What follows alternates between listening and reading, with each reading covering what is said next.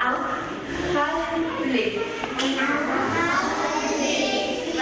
à 3. 1, 2, 3. Petit cours d'alsacien par Delphine Vespizer.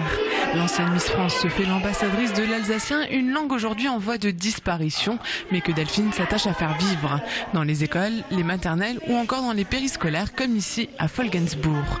L'alsacien, pour elle, cela signifie beaucoup.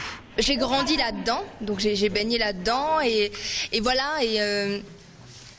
Et comment dire, ce lien à l'alsacien, c'est le lien en fait que j'ai eu par mon grand-père, puisque c'est lui qui m'a appris l'alsacien, et au jour d'aujourd'hui, il est plus là et je continue l'alsacien, donc ça m'émeut.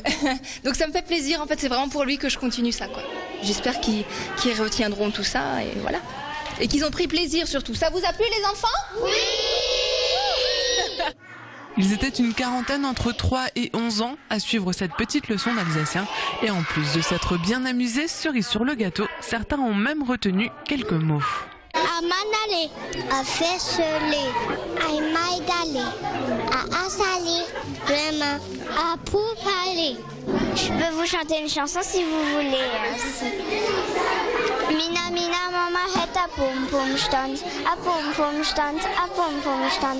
Mina mina papa het a Kochlöffelhand und schnappte Mama auf de pum pum stand. Mais la condition sine qua non de ce petit cours made in Delphine Vespizer, c'est de lui donner suite. À Folgensbourg, des cours réguliers vont être mis en place d'ici peu.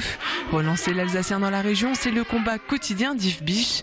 Alors quand l'ancienne Miss France le contacte pour mettre en place des cours dans des structures scolaires et périscolaires, l'ancien instituteur n'hésite pas une seule seconde. Partout où il y a des enfants, finalement, on essaye d'aller, puis surtout de promouvoir pour que d'autres aient envie de nouveau se raccrocher un petit peu, pour certains même pour découvrir que cette langue existe.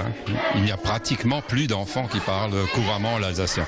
De temps en temps, on rencontre l'un ou l'autre, mais c'est vraiment devenu une rareté incroyable, ce qui est injustifiable, si près de la Suisse, si près de l'Allemagne, non seulement pour le travail, mais même pour les relations. On va faire des courses là-bas, on rencontre des gens de là-bas, et c'est absolument incroyable que ça disparaisse, et puis c'est ça qu'on veut éviter. Après l'effort, le réconfort, une séance d'autographe improvisée avec l'ancienne Miss France, mais un autographe échangé uniquement au prix d'un mot, prononcé en alsacien, bien sûr.